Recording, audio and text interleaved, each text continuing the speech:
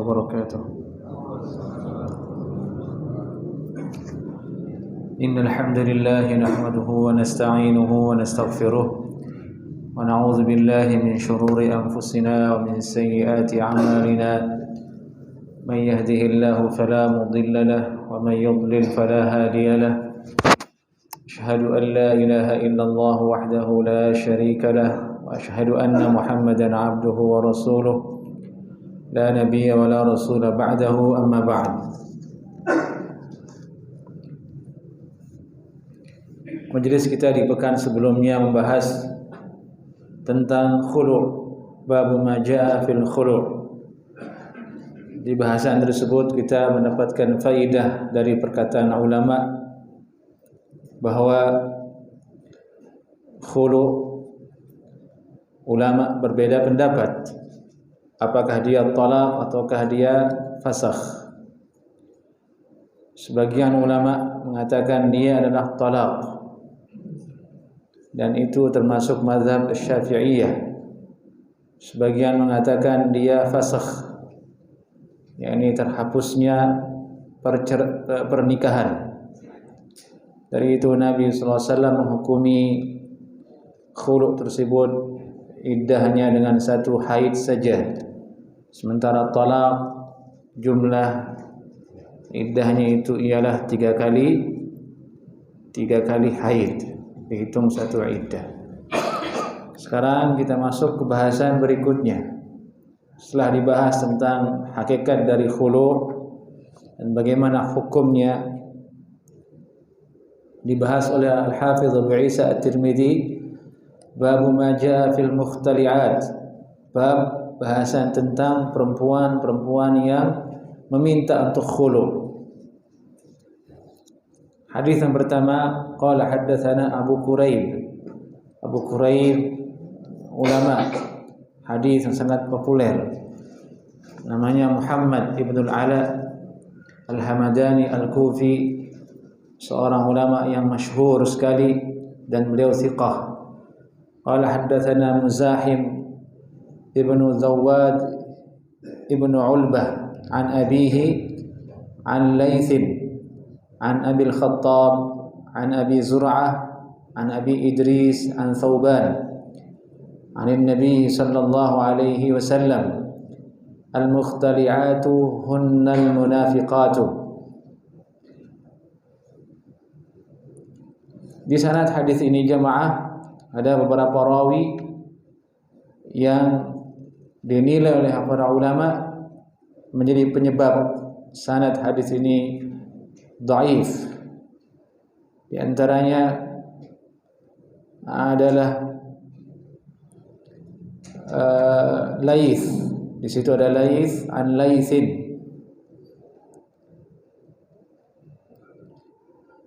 Dia saduq ikhtalata akhiran wa lam yatamayyiz hadithahu atau lam yatamayyiz hadithuhu faturik. Dia ini saduq, di akhir hayatnya hafalannya itu tercampur, tidak bisa dia bedakan ini dan itu dalam periwayatan sehingga hadisnya ditinggalkan.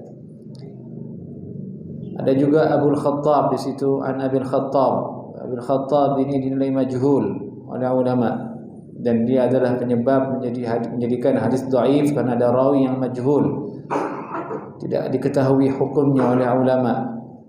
Majhul ada dua, tidak diketahui sosok orangnya, yang kedua tidak diketahui periwayatannya. Dari itu kemudian banyak ulama yang menghukumi hadis ini dhaif sanadnya, dan isinya adalah berbunyi al-mukhtali'atu hunnal munafiqatu. Perempuan-perempuan yang minta khulu', mereka lah perempuan-perempuan yang munafik. Berarti ini ancaman terhadap perempuan-perempuan yang minta khulu'. Tentu maksudnya harus disederhanakan, yakni yang minta khulu' cerai tanpa ada sebab yang syar'i. Baik. Hadis ini Ini hadis dari Thauban dari Nabi sallallahu alaihi wasallam ini tadi, al-mukhtali'at hunnal munafiqat, dinilai oleh Imam At-Tirmidzi. Beliau berkata, hadza haditsun gharib min hadzal wajh wa laysa isnaduhu bil qawi. Hadis ini gharib, kemudian sanadnya tidak kuat. Tapi kemudian beliau mendatangkan riwayat lainnya yang seolah maknanya mirip dengan hadis ini, celaan terhadap perempuan yang minta khulu tanpa ada sebab. Waruwiya 'anin Nabi sallallahu alaihi wasallam, telah diriwayatkan dari Nabi sallallahu alaihi wasallam, beliau bersabda, ayyuma imra'atin ikhtala'at min zawjiha min ghairi ba'sin lam tarih raihatal jannah. Istri mana saja yang minta khulu, minta lepas dari suaminya. Kita ingat kemarin khulu artinya lepas. Ini fakhla'an 'alaik dalam surat dalam Al-Qur'an. Wahai Musa, lepaskanlah sendalmu. Innaka bil wadil muqaddasi tuwa. Engkau berada di wadi yang muqaddas. Ini dikatakan khulu itu dengan khulu karena suami dengan istri ibaratnya pakaian. Dia ingin melepaskan dirinya dari suaminya. Perempuan mana saja ikhtala'at, minta lepas dari suaminya, min ghairi ba'sin, tanpa ada sebab. Ba's artinya tidak ada masalah, tidak ada urusan yang sangat urgen, sangat penting yang menimpa dirinya. Lam tarih raihatal jannah, maka dia tidak akan mendapatkan wanginya surga.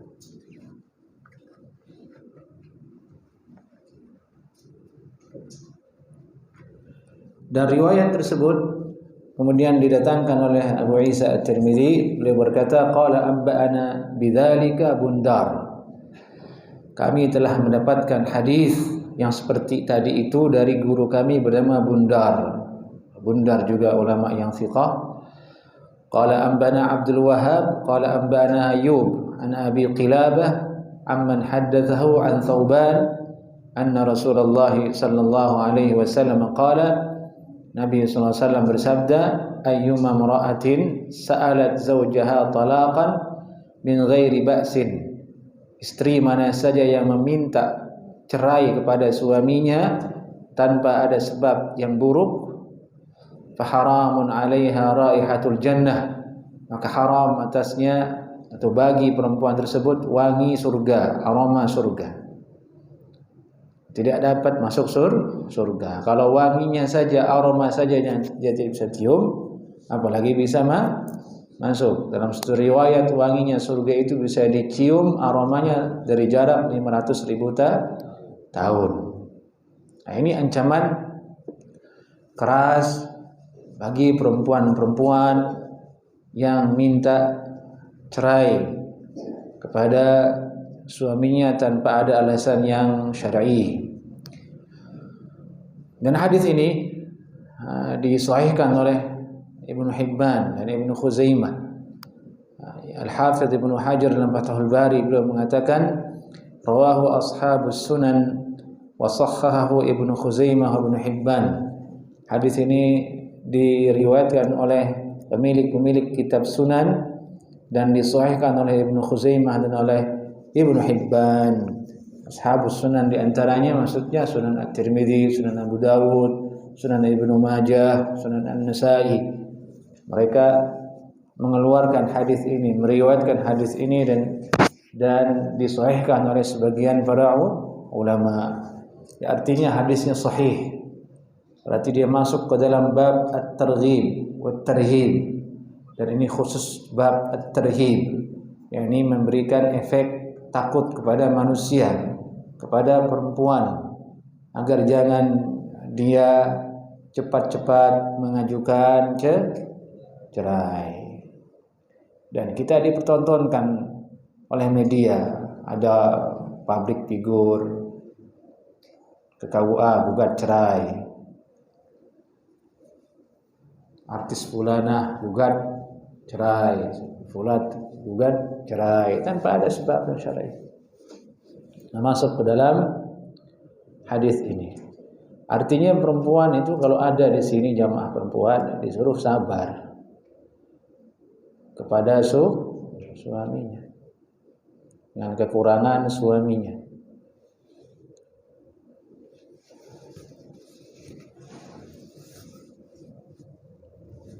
Jangan sedikit-sedikit dia teriak, ceraikan saya. Ini masuk di hadis ini. Kalau kamu jantan, ceraikan saya, ya gitu misalnya, nggak bertengkar. Tidak boleh seperti itu. Nah, ini khususnya buat kaum muslimah. Kaum muslimah. Baik. Hadis berikutnya, bab ma jaa fi mudaratin nisa. Bab bahasan tentang mudarat ay mulatafah. Bersikap lembut kepada perempuan. Kalau yang tadi adalah akhlaknya perempuan seperti itu, kurang sabar, tanpa pertimbangan, di mana dia melakukan sesuatu kadang membahayakan dirinya sendiri. Maka sekarang dibahas di sini akhlak untuk lelaki, dibahas tabiatnya perempuan, agar laki-laki bisa bijak menghadapi perempuan. Babu ma jaa fi mudaratin nisa, bab bahas tentang berinteraksi lembut dengan perempuan. Qala haddatsana Abdullah ibn Abi Ziyad qala haddatsana Ya'qub ibnu Ibrahim bin Sa'ad qala haddatsana ibnu akhi ibn Shihab an ammihi an Sa'id ibn al-Musayyib an Abi Hurairah qala Rasulullah sallallahu alaihi wasallam innal mar'ata kadhila'i in dhahabta tuqimuha kasartaha wa in taraktaha istamta'ta biha ala iwajin. Nabi sallallahu alaihi wasallam bersabda, sungguhnya perempuan itu, ini semua perempuan maksudnya ya.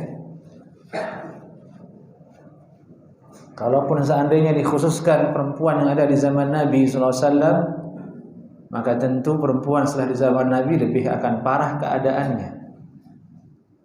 Kalau kita akan artikan yang dimaksud dengan perempuan di sini adalah perempuan yang hanya ada di zaman Nabi, tapi maksudnya bukan begitu. Maksudnya semua perempuan.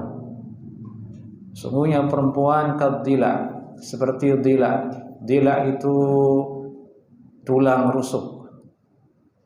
Nah, admul jamb, tulang rusuk bengkok nih, yang ini.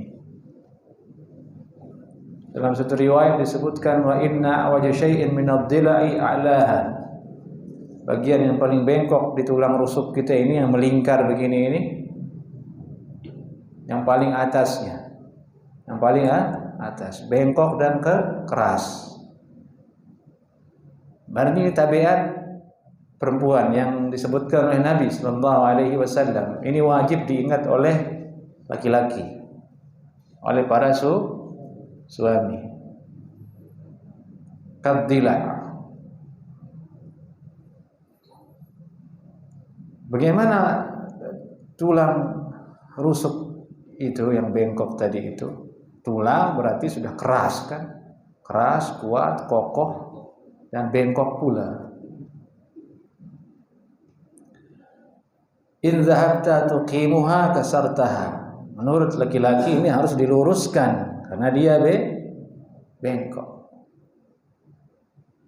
Maka dia disebutkan di sini, jika engkau wahai suami ingin meluruskan tulang yang bengkok ini kamu ingin rubah tabiatnya. Nah, kamu ingin rubah tabiat bawaannya itu. Kamu ingin rubah bagaimana perangainya. Sebutkan dalam riwayat, kamu akan ceraikan dia.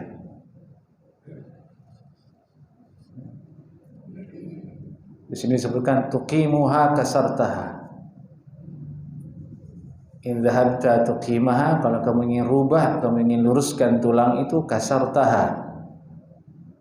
Artinya tidak ada jalan kamu ingin meluruskan tulang yang bengkok ini, sudah tabiatnya seperti itu. Kalau kamu ingin luruskan, berarti konsekuensinya apa?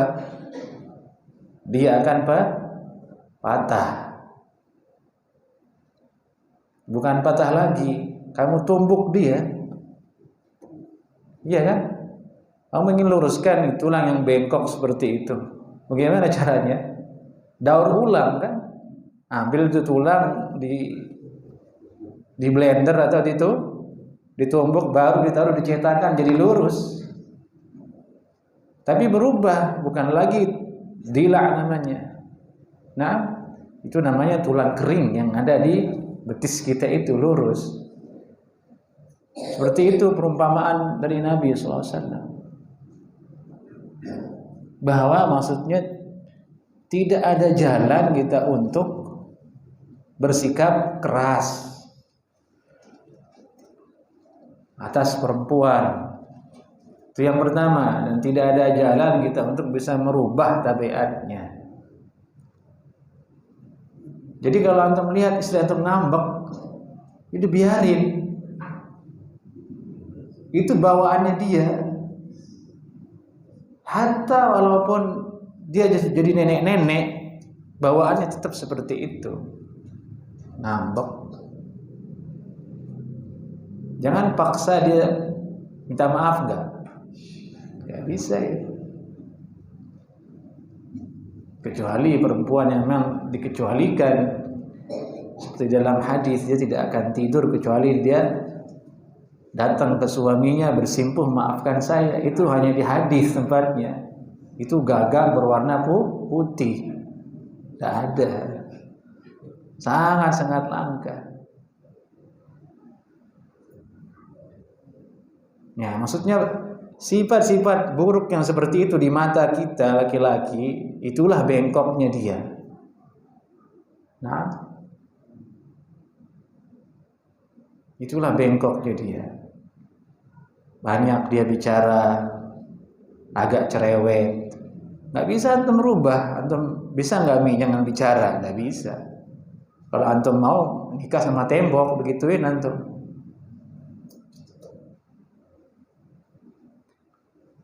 Nah, maksudnya Nabi seperti ini bersabda agar kalau kita sudah tahu, berarti kita bisa menghadapi caranya. Sudah memakluminya. Itulah yang menjadikan langgeng kemudian keluarga. Ya wes, biarin aja. Makanya juga perempuan, dia lupa, dia lalai. Ini memang itu bawaannya. Sulit ditebak, tiba-tiba musim berubah.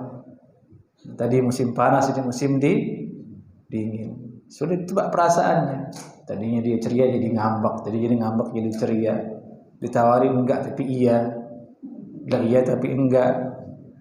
Nah, ini maksudnya ya seperti itu memang tabiat dia, qadila, tidak bisa antum rubah. Dan ini nampak nanti kalau sudah lama berkeluarga, dan jamaah di sini yang sudah lama berkeluarga paham itu. Kecuali pengantin baru ya belum kelihatan itu. Baru sebulan, 2 bulan indahnya semua itu. Apapun dia maklumi istrinya, masih sayang, masih cinta, semua berbunga-bunga. Nanti kalau sudah lewat dari itu yang muncul masalah. Itulah pentingnya kita ingat hadis ini. Qadila. Kalau kamu ingin luruskan, berarti kamu akan patahkan. Maka rusak dia. Itu maksud Nabi SAW. Terus bagaimana? Wa in taraktaha istamta'ta biha ala iwaj. Kalau engkau biarkan mereka itu dalam keadaan tabiatnya seperti itu, tetap dia seperti itu bengkok, kamu baru bisa menikmati dia, hidup bahagia dengan dia. Kata ulama, jadi tidak ada jalan kita untuk bisa bahagia dengan perempuan kecuali ngikutin sifatnya. Itu maksudnya hadis ini, istamta' biha ala iwajin. Kamu bersenang-senang dengan dia dalam keadaan kebengkokannya itu. Bengkoknya itu yang menjadikan kita bisa berinteraksi dengan dia sebenarnya. Pikir-pikir masuk akal. Kalau seandainya perempuan seperti laki-laki sifatnya, digembokin antum, nggak boleh masuk kamar, disunat antum. Kalau lagi marah, diikat sunat aja nih orang ya gitu kan. Tapi subhanallah, bengkoknya itulah sempurnanya perempuan, itu jalannya akhirnya kemudian kita bisa bersenang-senang dengan dia. Ini kata ulama, tidak ada jalan kita bisa bahagia dengan perempuan kecuali dengan at-taghaful. Kata ulama, ini at-taghaful, pura-pura tidak tahu, tidak memperhitungkan salahnya. Nah, jangan dihitung semua kelakuan salahnya, jangan masukkan ke kamus. Kalau kita masukkan semua ke kamus itu, wah repot itu. Kita tidak akan menemukan perempuan yang berbeda, sama semua seperti itu dia. Jangan kira istrinya ustadz tidak begitu juga, sama. Ini Nabi yang bersabda, semua perempuan.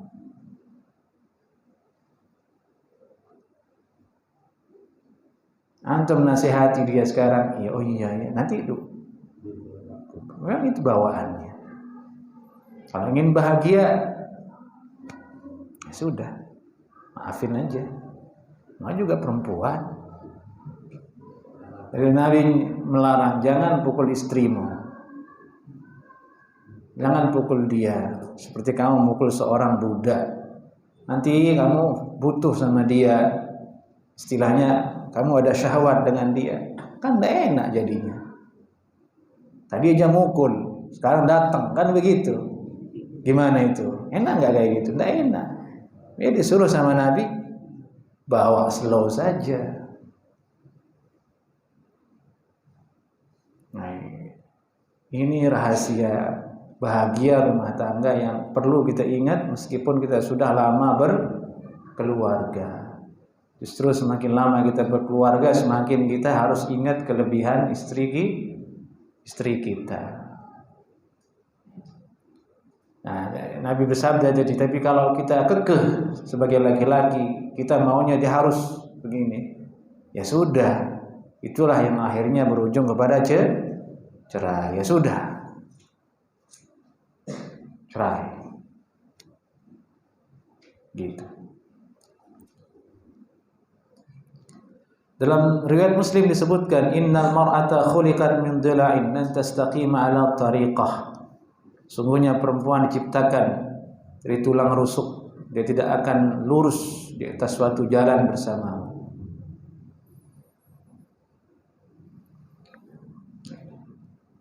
Baik. Hadis berikutnya sekarang bahasan tentang babu ma jaa'a fir rajuli yas'aluhu abuhu ayyutalliqa zawjatahu. Bab membahas tentang seorang laki-laki diminta oleh bapaknya agar menceraikan istrinya. Nah, ini masalah hubungan mertua dengan menantu. Ini juga lika-liku pernikahan. Biasanya kasus di masyarakat itu yang sering terjadi di kita, masalah mertua perempuan dengan menantunya yang perempuan, sama-sama perempuan. Ibu mertua sayang sama anak laki-lakinya, istri juga sayang sama suaminya, dan kedua-duanya memiliki kecemburuan. Kecemburuan ibu masih ada, cemburuan istri juga ada. Dua-duanya ingin diperhatikan. Betul atau tidak? Dua-duanya ingin dimanja. Yang satu, saya kan ibu. Yang satu, mas, saya kan istrimu. Dan bayangkan jika itu berada di satu rumah yang sama. Seorang laki-laki menikah dengan perempuan, dia bawa istrinya ditaruh dengan ibunya. Yang namanya orang hidup bersama, pasti ada cekcok. Pasti ada masalah. Nah, muncullah urusan seperti ini. Akhirnya udah, ceraikin aja mas istrimu, masih banyak perempuan lain. Dia kira perempuan lain juga beda, ya sama. Sudahlah mas, kata bapaknya, ceraiin aja dia. Nanti kamu sama itu aja itu. Saya udah tahu tuh bagus itu. Sama. Itu masalahnya di mana? Masalahnya di situ adalah si suami tidak bisa membagi dirinya dengan adil. Istri berhak mendapatkan tempat tinggal yang nyaman untuk dirinya, berhak dapat tempat tinggal yang melindungi privasi dia.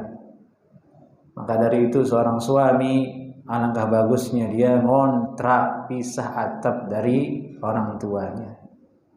Walaupun jaraknya satu gang. Kalau satu atap terlalu beresiko.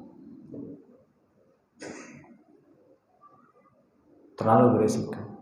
Kecuali ya sedikit, tapi ada perempuan yang sangat bisa sabar dengan mertuanya, hidup bertahun-tahun. Dia sudah maklumi mertuanya sampai punya cucu, dia bersabar ada. Tapi aghlab kebanyakannya tidak begitu. Solusinya apa? Laki-laki solusinya. Dia harus bisa mengambil keputusan. Dia harus bisa membagi dirinya. Dia harus berani menghadapi tantangan. Itu namanya lelaki. Bukan dibiarkan. Kalau seandainya ditanya nanti di akhirat dia laki-laki itu, kamu dulu kasih nafkah enggak ke istrimu tempat tinggal? Saya kasih ya Allah, tapi bareng sama ibu saya. Dan itu bukan nafkah yang layak, tempat tinggal yang layak. Tadi dia tinggal sama keluarganya, si perempuan tersebut sama bapaknya, sama ibunya.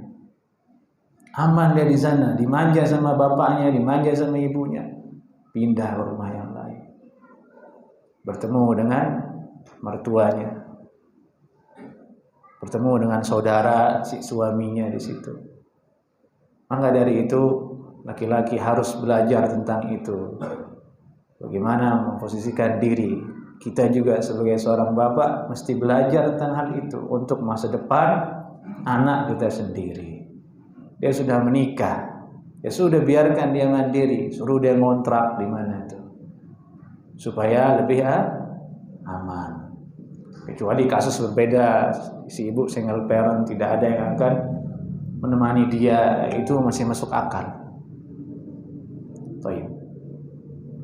Ini masalah yang terjadi kaitannya dengan bab ini. Ternyata terjadi di zaman Nabi sallallahu alaihi wasallam. Laki-laki seorang bapak nyuruh anaknya ceraikan istrinya. Qala haddatsana Ahmad ibn Muhammad qala anba'ana ibn al-Mubarak qala anba'ana ibn Abi Dhi'b 'anil Harith bin Abdurrahman an Hamzah bin Abdullah bin Umar an ibn Umar qala kanat tahti imra'atun uhibbuha.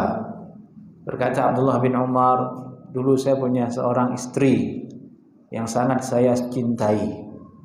Wa kana abi yakrahuha, tapi bapak saya tidak suka dengan dia. Ini sahabat Nabi. Siapa bapaknya Ibnu Umar? Umar bin Khattab radhiyallahu taala anhu. Umar bin Khattab punya anak namanya Abdullah bin Umar. Abdullah bin Umar punya seorang istri yang sangat dia cintai, tapi Umar tidak menyukainya. Fa amarani abi an utalliqaha. Bapak saya nyuruh untuk menceraikan dia. Fa abait. Saya pertahankan awalnya, kata Abdullah bin Umar. Saya tidak mau ceraikan dia. Tidak yakin beliau. Dia tidak mau. Fa dzakartu dzalika lin-nabi sallallahu alaihi wasallam. Lalu saya adukan itu ke Nabi sallallahu alaihi wasallam. Nah, ini lain lagi ini urusannya. Ngadunya ke siapa? Ke Nabi. Keputusannya harus diterima. Kalau tadi bapaknya yang nyuruh, Pak Abaid, saya tidak mau. Datang ke Nabi. Nah, Nabi SAW memberikan keputusan. Ya Abdullah bin Umar, talib imra'atak. Wahai Abdullah bin Umar, ceraikan istrimu. Jadi sebenarnya Abdullah bin Umar menuruti Nabi atau bapaknya? Jawab saya. Abdullah bin Umar di sini mentaati bapaknya atau Nabi? Nabi sallallahu alaihi wasallam. Ini yang paling penting dipahami karena sering sekali hadis ini dibawa ke mana yang salah di masyarakat. Pak Ustaz, bapak saya nyuruh cerai, sudah saya ceraikan aja lah. Memang bapakmu seperti Umar. Yang kemungkinan ini sebabnya wallahu a'lam, tidak mungkin masalah duniawi. Para sahabat, apalagi Rasulullah SAW, pasti pertimbangannya itu syariat. Maka diceraikanlah oleh Abdullah bin Umar. Karena Nabi yang kalau sudah bersabda tidak ada lagi jalan. Tadi bapaknya fa'abain, saya tidak mau. Tapi ketika Nabi yang bersabda tidak ada jalan untuk mengatakan ini itu wajib ditaati. Ini Nabi SAW. Nabi sudah meninggal sekarang, jadi tidak ada alasan. Tidak ada orang bilang Nabi yang nyuruh saya ceraikan kamu, nggak ada. Baik. Jadi itu ulama pernah ditanya, bagaimana kalau saya disuruh menceraikan istri saya karena ada hadis begini. Ya tadi itu dibilang, apakah bapakmu seperti Umar?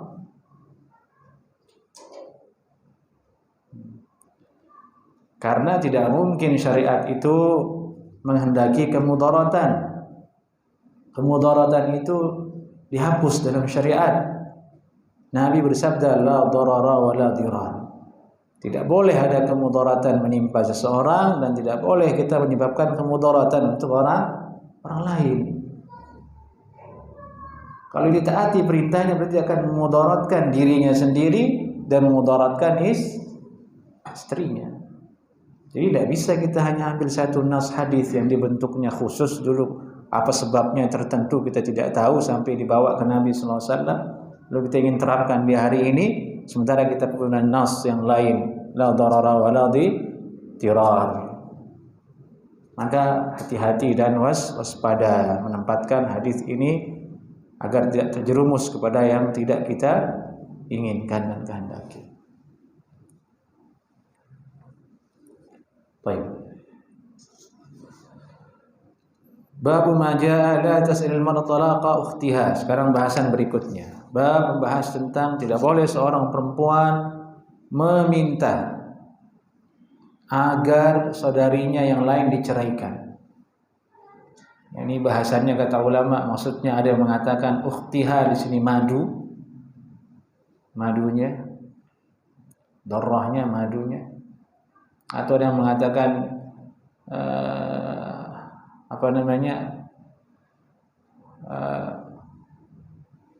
perempuan yang akan di perempuan lain, dia menyuruh menggoda laki-laki supaya menceraikan istrinya. Dia menggoda seorang laki-laki supaya dia menceraikan istrinya agar dia bisa masuk menjadi penggantinya.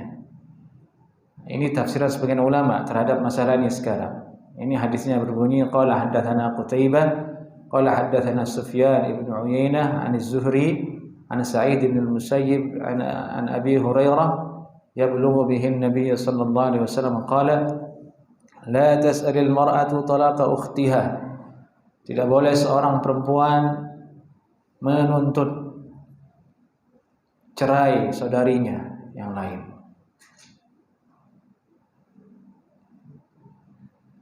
Litakfi'a ma fi ina'iha, supaya bejana yang dia miliki itu penuh. Maksudnya supaya bagian yang ada di perempuan itu bisa ke dirinya, supaya dia yang dapat laki-laki itu.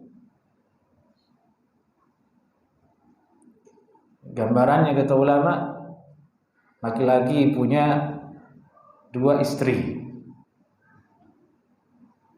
Nah, biasanya menurut cerita teman-teman yang punya istri lebih dari 1, terjadi hal seperti itu. Biasanya ada salah satu dari perempuan itu membujuk suaminya supaya menceraikan yang satunya.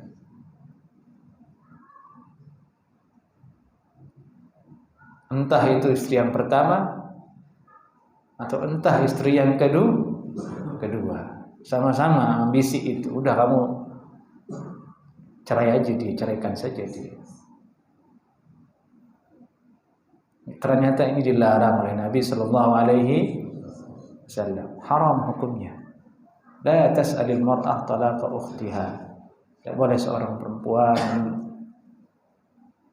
meminta supaya madunya diceraikan, membujuk suaminya supaya sudah ceraikan dia, supaya dia saja yang masih bertahan, supaya dia saja yang bisa mendapatkan harta.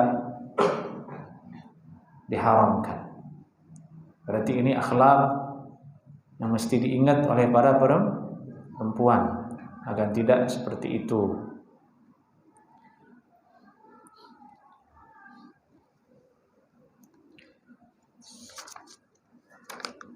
Baik.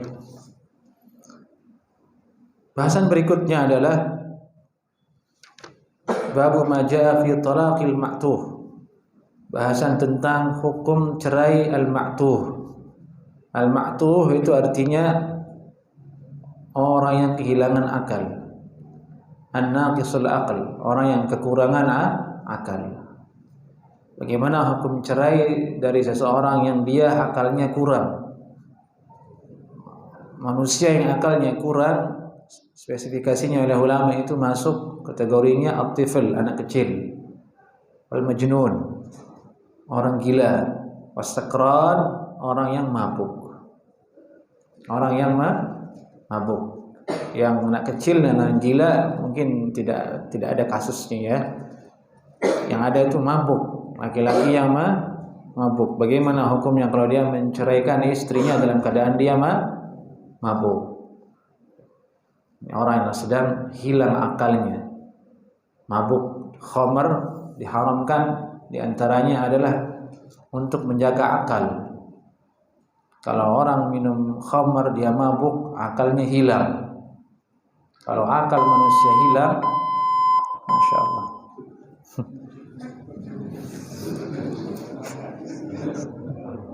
Ini belnya marah kayaknya. Baik, silakan adzan dulu.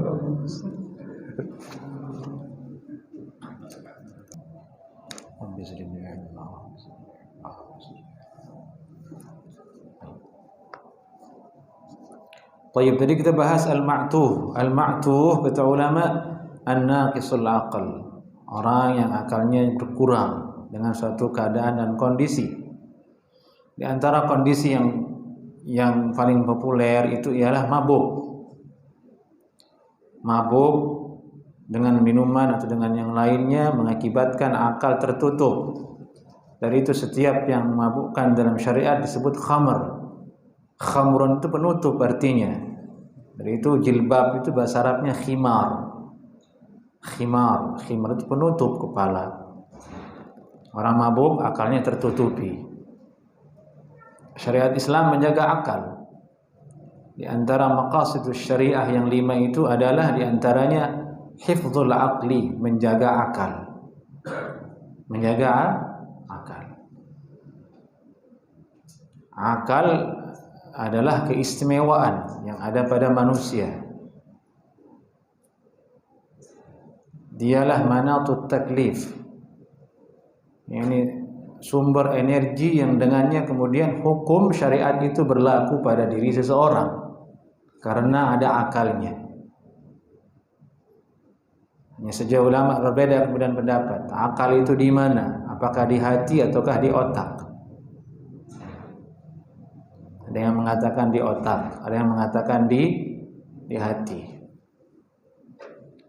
Zahir Al-Quran berbunyi, lahum qulubun la yaqiluna biha, la yafqahuna biha. Dia punya hati tapi tidak memahami dengannya. Jadi yang disebut organ yang disebut memahami itu hati, bukan otak. Ini letak perbedaan pendapat ulama. Akal itu di otak ataukah di hati? Ada yang mengatakan di hati, bukan di otak.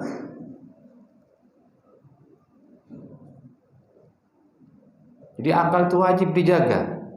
Yaitu haram khamr, haram itu mukhaddirat. Mukhaddirat itu sabu dan saudara-saudaranya. Haram itu kotoran sapi yang orang kampung suka nyari itu untuk dimakan, kemudian dia mabuk dengan itu. Haram semua. Semua yang merubah akal itu haram. Dia adalah sumber energi yang menjadikan seorang manusia itu disebut mukallaf, dapat dosa, dapat pahala karena ada akal itu. Baik. Qala haddatsana Muhammad ibn Abdul A'la As-Sun'ani qala anba'ana Marwan ibn Muawiyah Al-Fazari an Atha ibn Ajlan an Ikrimah ibn Khalid Al-Makhzumi an Abi Hurairah qala qala Rasulullah sallallahu alaihi wasallam kullu talaqin jaiz. Semua cerai itu jaiz, jatuh sebagai cerai maksudnya, terhitung. Illa talaq al-ma'tuh, kecuali cerainya orang yang ma'tuh. Al-ma'tuh yakni al-maghlub ala aqlihi, orang yang terkalahkan akalnya. Maghlub ala aqlihi, ini naqis aqluhu, akalnya berkurang. Dari itu Imam At-Tirmidzi memberikan judul hadis ini al-ma'tuh karena itu berasal dari redaksi hadis.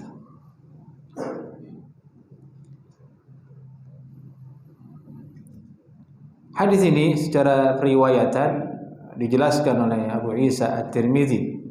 Hadza haditsun la na'rifuhu marfu'an illa min hadits Atha ibn Ajlan. Wa Atha ibn Ajlan dha'ifun dhahibul hadits. Hadis ini kami tidak mengetahuinya marfu'. Marfu' artinya tersambung ke Nabi sallallahu alaihi wasallam, kecuali hadis yang berasal dari Atha bin Ajlan. Kecuali riwayat Atha bin Ajlan. Dan Atha bin Ajlan ini adalah rawi yang dhaif, rawi yang dhaif, zahibul hadis, hadisnya itu tidak diperhitungkan, tidak dipertimbangkan. Nama Atha di situ ada tadi kita baca, an Atha bin Ajlan. Kemudian periwayatan ini nyambung ke Nabi SAW dari Abu Hurairah, Nabi bersabda, itu maksudnya marfu'. Nah, periwayatan yang seperti ini tidak ada kecuali riwayat yang datang dari Atha bin Ajlan ini. Sementara Atha bin Ajlan itu sendiri dinilai zahibul hadis, dhaif. Itu ada yang mendhaifkan hadis ini. Bahkan dinukil perkataan ulama ittafaqu ala dha'fih. Sepakat ulama mengatakannya dhaif hadis ini. Baik. Tapi meskipun demikian terdapat redaksi yang sama dengan hadis ini mauquf, tapi riwayatnya mauquf, tidak sampai ke Nabi sallallahu alaihi wasallam. Mauquf artinya sahabat yang berkata, yaitu dalam Sahih Bukhari, Ali bin Abi Thalib berkata, yang dalam Sahih Bukhari, berkata Imam Bukhari, qala Ali radhiyallahu anhu, Ali bin Abi Thalib berkata, dan ini salah satu isi dalam Sahih Bukhari itu terdapat riwayat-riwayat yang tidak punya sanad. Langsung beliau berkata Ali bin Abi Thalib tanpa sanad. Ya, disebut dengan mu'allaq. Hadis-hadis yang mu'allaq tanpa sanad dalam Sahih Bukhari. Nah, hadis-hadis yang tanpa sanad itu dalam Sahih Bukhari dicarikan oleh ulama setelahnya sanadnya. Tidak mungkin Imam Bukhari mendatangkan riwayat begitu saja tanpa ada asal usul. Di antara kitab itu tulisan Ibnu Hajar berjudul At-Taghliqut Ta'liq. Ya, itu judul kitabnya, dikumpulkan itu muallaq yang ada dalam Sahih Bukhari, dicarikan asal usul riwayatnya. Nah, di antara riwayat hadis yang muallaq itu ini dia isinya. Di antaranya hadis yang populer juga yang mengharamkan musik. Mengharamkan musik, itu hadisnya muallaq, tidak disebutkan sanadnya. Berkata Nabi tanpa ada sanadnya. Hanya dicari oleh ulama dari mana asal-usul hadis tersebut. Nah, dari itu ulama membahas hadis ini. Meskipun tadi rawinya ada Atha bin Ajlan dhaif, sepakat didhaifkan, tapi ada yang mauquf dari Ali bin Abi Thalib, ada dalam Sahih Bukhari, dan bunyinya wa kullu talaqin jaizun illa talaqal ma'tuh. Semua talak itu terjadi sah, hukumnya dianggap sebagai cerai kecuali talak yang ma'tuh, berasal dari orang yang ma'tuh tadi itu. Jadi selesai ya bahasan hadisnya. Nah, di situ kita dapat faedah. Tidak semua hadis yang tadi kita lihat dhaif lalu kita buang. Tidak. Kita harus rujuk kepada ulama dulu. Bagaimana ulama menyikapi hadis itu. Kadang sebagian orang berlebihan dalam hal ini. Mentang-mentang dia tahu kaidah pokoknya hadis dhaif jangan. Berlebihan. Semua dia ingin coret tanpa merujuk kepada ulama terlebih dahulu. Ternyata ada pertimbangannya ulama, ada dalil lain yang menguatkan maknanya, ada redaksi lain yang menguatkan maknanya, seperti misalnya hadis ini sekarang. Tadi riwayat Atha bin Ajlan dhaif, disepakati lemah oleh ulama. Ternyata ada hadis mauquf dari Ali bin Abi Thalib, datang dari Ali bin Abi Thalib, dan tidak ada yang menyelisihi pendapat tersebut, diambillah oleh ulama kemudian. Dari itu Imam At-Tirmidzi berkata, wal amalu ala hadza inda ahli ilm min ashabin Nabi sallallahu alaihi wasallam wa ghairihim. Inilah yang diamalkan di sisi para ulama kalangan sahabat Nabi dan yang lainnya. Sungguhnya cerainya orang yang al-ma'tuh tadi itu, al-maghlub ala aqlihi, yang akalnya itu kurang, la yajuz, tidak dihitung jatuh. Apa misalnya? Orang yang mabuk tadi itu. Terjadi khilaf antara ulama memang. Ada yang mengatakan orang yang mabuk jatuh cerainya, itu mazhab Syafi'i. Nah, mazhab Syafi'i. Jumhur mengatakan tidak jatuh. Orang yang mabuk. Nauzubillah min dzalik, ya, mabuk di luar pulang-pulang, nauzubillah min dzalik, cerai. Menurut jumhur itu tidak jatuh. Menurut mazhab Syafi'i itu jatuh. Itu ringkasan hukumnya seperti itu. Kemudian dalam bab ini dibahas bagaimana orang yang marah, apakah masuk tidak ke dalam hukum orang yang ma'tuh, orang yang kurang akalnya. Menurut antum bagaimana jemaah? Orang yang marah itu akalnya sedang kurang atau tidak? Allahu a'lam ya. Ini khilaf ulama.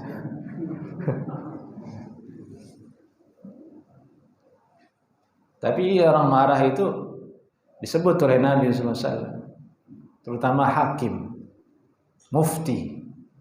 Mufti tidak boleh dia berfatwa ketika marah. Marah itu darah kita sedang tidak stabil. Ada cairan di otak kita, entah itu darah, entah apa, yang tidak stabil keadaannya dan mempengaruhi kita sehingga emosi, sehingga marah. Dan kita bisa rasakan itu. Nah, dari itu disuruh kendalikan. Kalau sudah ada yang bergerak rasanya di hati kita, di badan kita ngalir dengan kencang, marah nih, tahan, astaghfirullah, segera a'udzubillahi minasyaitonir, segera berwudu. Kita bisa deteksi sendiri. Itulah hebatnya ciptaan Allah ini, manusia ini. Dia bisa deteksi dirinya ini akan marah. Maka orang yang akalnya sehat, dia mau marah, ya tahan dulu. Orang yang membiarkan dirinya akalnya kurang, ya dia lampiaskan amarahnya. Dia ngamuk, dia nendang, dia mukul. Maka beruntunglah orang-orang yang tabiatnya itu slow. Kan ada orang yang tidak bisa marah, lembut, tidak emosian ada. Ada orang tabiatnya emosian dan itu bisa dikendalikan dengan pembiasaan. Intinya adalah yang tadi itu, ada perubahan di darah kita, mizaj bahasa Arabnya mizaj. Ini ada cairan di otak kita, di hati kita yang sedang tidak stabil dan itu dipengaruhi oleh emosi. Emosi datang dari mana? Dari interaksi dengan orang lain, dengan keadaan. Dari itu kemudian disebut kalau mau bahagia itu ya di hati tempatnya. Yang di luar itu hanya memberi reaksi ke hati. Nah, kalau antum dihidangkan makanan yang paling enak tapi hati antum sedang tidak akan sampai itu. Makanan yang paling enak itu tuh nggak akan sampai. Sebaliknya yang paling sederhana antum di depan antum tuh tempe bisa memberi energi positif, antum bisa bahagia. Mizaj. Jadi itu hakim dilarang dia berfatwa ketika marah. Jangan berfatwa ketika marah. Nanti bahaya. Khawatir emosinya itu yang akan berbicara, bukan akalnya. Bukan akalnya. Inilah fikih jiwa yang ulama membahasnya sebenarnya dengan luas. Masalah ini, masalah suluk, masalah kejiwaan kita itu. Ulama sudah membahasnya dan butuh olahraga. Orang yang berhasil di situ dialah orang yang bahagia. Karena dunia ini penuh urusan, penuh masalah. Hidup itu belajar menyelesaikan masalah. Kalau kita tidak bisa menyelesaikan masalah, ya sudah, kita akan tergulung oleh masalah itu sendiri. Baik. Kembali ke orang yang marah tadi, gimana hukum cerainya? Ibnu Taimiyah rahimahullah taala berfatwa orang yang marah itu tidak jatuh cerainya. Itu salah satu ikhtiar pilihan pendapat Syekhul Islam Ibnu Taimiyah rahimahullah taala, dan wallahu alam besar kemungkinan fatwa beliau itu mengarah ke sini dalilnya. Dia masuk ke dalam kelompok orang yang ma'tuh, orang yang naqis, sedang kurang akalnya. Nanti kalau dia sadar, baru dia, setelah dia marah baru astagfirullah. Kenapa saya lempar handphone tadi? Ya mahal. Setelah dia keluar, kenapa saya pukul anak saya tadi? Ya astagfirullahaladzim. Akalnya sedang kurang itu. Baik, itulah pentingnya menguasai diri sendiri, dan itu yang sulit sekali. Tapi orang Indonesia, kalau menurut orang luar, orang Indonesia itu paling bagus, sabar, lembut, gitu. Subhanallah, mudah-mudahan benar seperti itu kita ya. Baik. Naktafi bihada. Assalamualaikum warahmatullahi wabarakatuh.